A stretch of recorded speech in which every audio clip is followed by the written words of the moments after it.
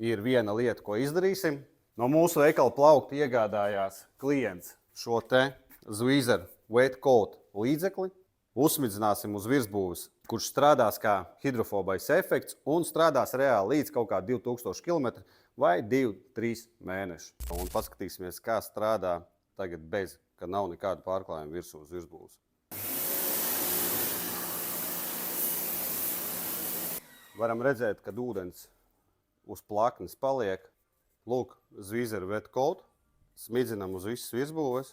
Principā šādā veidā, tāpatās kā bitumdzeles daļiņas, noņēmēju smidzina, tāpatās arī Wet Coat. Nevajag vienā punktā, jo pēc kam tērēt līdzekli nevajadzīgi. Uz stikliem arī var, viņš strādās visur kā hidrofobs. Ko virsbūve ir nosmidzināta, tagad atliek noskalot un nosusināt auto. Skatāmies, kā strādā.